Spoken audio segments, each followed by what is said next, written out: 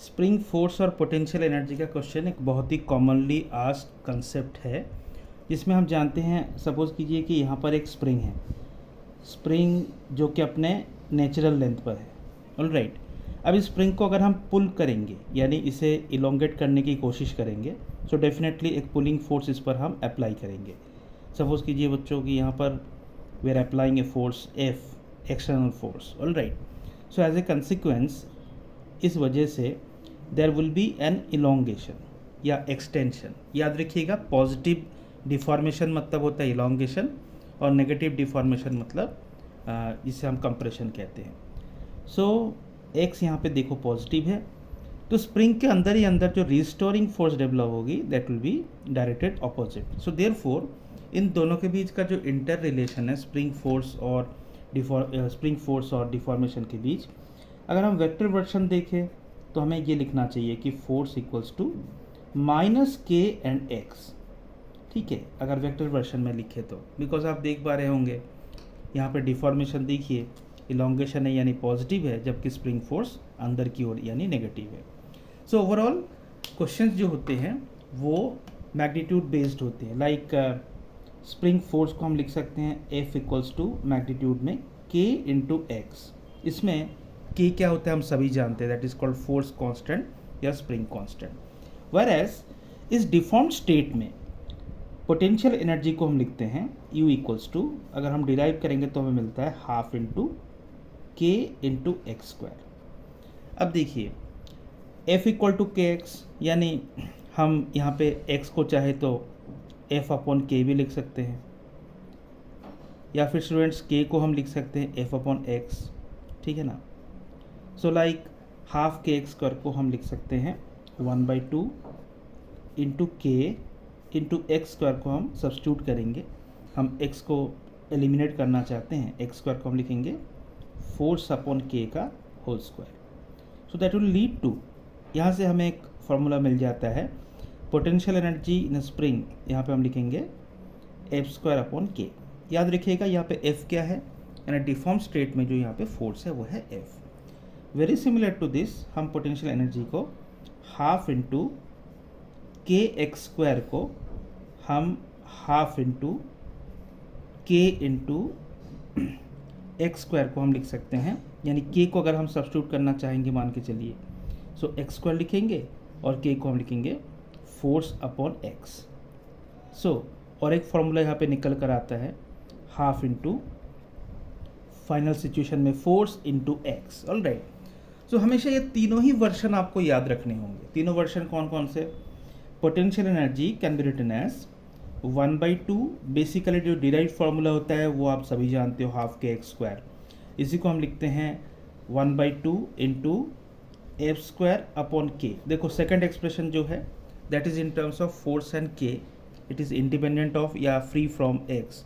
ठीक उसी तरीके से के को अगर बिल्कुल हटाना चाहते हो तो half into F into x से भी ये हो सकता है ना। जो कॉमनली आस्क्ड क्वेश्चन है स्टूडेंट्स वो ये है कि इलोंगेशन में चेंज, सपोज करो एक इनिशियल स्टेटस है, एक इनिशियल स्टेटस जब डिफॉर्मेशन है एक्स इनिशियल, तो बात ऑब्वियस है, तो पोटेंशियल एनर्जी इसमें स्टोर होगी half into k into x initial का स्क्वायर। लाइकवाइज अगर हम डिफॉर्मेशन को चेंज कर देते हैं, फाइनल सिचुएशन है मान के चलिए एक्स फाइनल, सो यहाँ पर पोटेंशियल एनर्जी स्टोर होगी, it will be half into k into x final का स्क्वायर। ऑलराइट, अगर इनिशियल स्टेट से लेके फाइनल स्टेट के बीच स्टेट को चेंज करने के लिए कितना वर्क परफॉर्म्ड है, अगर ये हमें पूछा जाए तो हम क्या करेंगे, हम लिखेंगे work done to change the states of deformation is nothing but delta you.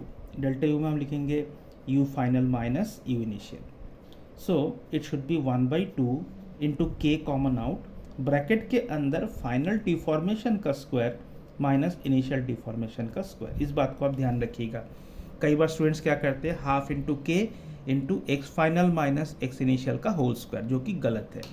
दूसरी बात ये है, हमेशा क्वेश्चंस में याद रखिएगा कि सपोज करो ऑलरेडी डिफॉर्मेशन जो है वो बताया गया है, ऑलरेडी स्प्रिंग मान के चलिए 2 सेंटीमीटर डिफॉर्म्ड है, सो डिफॉर्मेशन अगर मान के चलो एक्स है ऑलरेडी। ऑलराइट, अगर हमें ये बताया जाए कि फर्दर फर्दर इलोंगेशन या डिफॉर्मेशन, फर्दर डिफॉर्मेशन हमें प्रोड्यूस करना है। ये फर्दर है मतलब इससे आगे, फर्दर डिफॉर्मेशन मान के चलो x नॉट है। तो स्टूडेंट्स यहाँ पर अब देखो इनिशियल स्टेटस में जो डिफॉर्मेशन है उसे तो आप x लिखेंगे, और फाइनल स्टेटस में जो डिफॉर्मेशन है उसे आप पहले जो था प्लस आप जो फर्दर इलोंगेशन है उसे आपको ऐड करना चाहिए, ठीक है। तो उस हिसाब से आपको लिखना पड़ेगा इस इनिशियल से फाइनल स्टेट के बीच जो वर्क डन है डिफॉर्मेशन में, तो उसको आपको लिखना पड़ेगा 1/2 इंटू के, जैसे मैंने अभी अभी लिखा है कि x फाइनल का स्क्वायर माइनस x इनिशियल का स्क्वायर। याद रखिएगा it is nothing but the half into k into difference of the squares, it is not difference whole square, all right।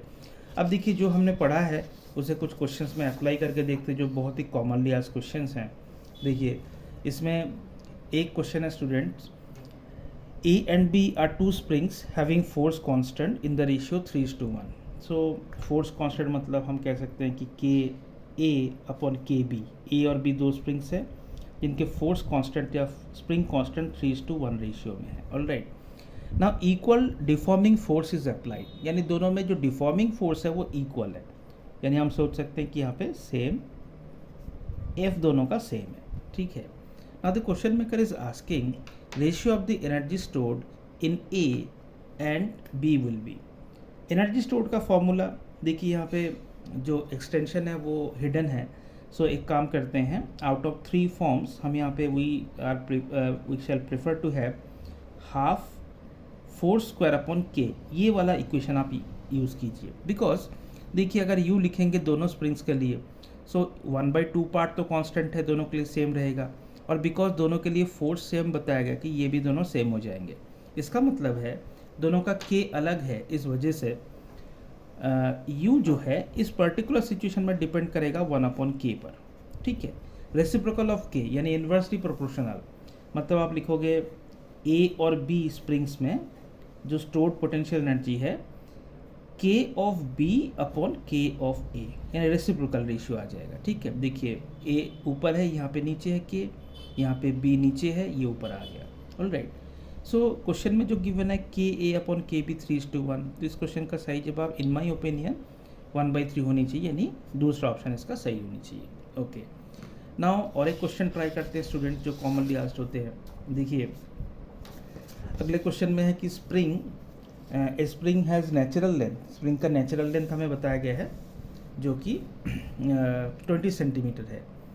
When it is extended to 21 centimeter, मतलब spring का natural length है 20 centimetre, हमने इसको extend कर दिया 21 centimetre तक, तो बताइए एक्सटेंशन कितना है। तो हम कहेंगे इनिशियल जो एक्सटेंशन या डिफॉर्मेशन है that should be 1 centimetre, all right. अब बताया गया है कि इस सिचुएशन में 100 joule of energy stored in it. So students यहाँ पर इनिशियल एनर्जी जो है वो है 100 जूल, ठीक है, ये तो गिवन इन्फॉर्मेशन है। Now the question maker is asking work done to produce further 2 centimetre elongation, मतलब आगे और फर्दर। सो हम कहेंगे final elongation must be equals to जो पहले से था यानी 1 सेंटीमीटर प्लस आगे और 2 सेंटीमीटर, यानी स्टूडेंट्स फर्दर मतलब इस वैल्यू को आपको पुट नहीं करना होता है, ऑलरेडी जो डिफॉर्मेशन है उससे आगे इसको आपको ऐड करना पड़ेगा, तो you will get 3 centimetre final deformation. अब आप क्या करो, ये लॉजिक लगा लो कि u is proportional to x square, ठीक है, यानी x इनिशियल जब 1 सेंटीमीटर है तब देखिए स्टोर्ड एनर्जी है 100 जूल, ऑल राइट। जबकि फाइनल 2 सेंटीमीटर इलोंगेट होने के बाद 3 सेंटीमीटर इलोंगेशन हो गया, तो यहाँ पर ये बन गया 3 times, because u is proportional to x square. तो देखो 3 का स्क्वायर 9, तो अपने आप समझ जाओ कि ये 900 जूल रहेगा, ठीक है। सो ये हो गया आपका इनिशियल एनर्जी स्टोर्ड, ये बन गया आपका डिफॉर्मेशन के बाद, फर्दर डिफॉर्मेशन के बाद फाइनल एनर्जी स्टोर्ड। अब आपको क्या करना है, वर्क डन निकालने के लिए आपको सिंपली इन दोनों को सब्सट्रैक्ट करना चाहिए। सो आपको क्या करना पड़ेगा, it is 900 joule minus 100 joule, so ultimately will get, आपको मिलेगा 800 joule is the work done to produce further 2 centimetre elongation. So ये बहुत ही कॉमनली आस्क्ड क्वेश्चन है। स्प्रिंग का क्वेश्चन बहुत इजी भी होता है, बट ये बहुत ही कॉमनली आस्क्ड क्वेश्चन है, इसका ध्यान रखिएगा स्टूडेंट्स।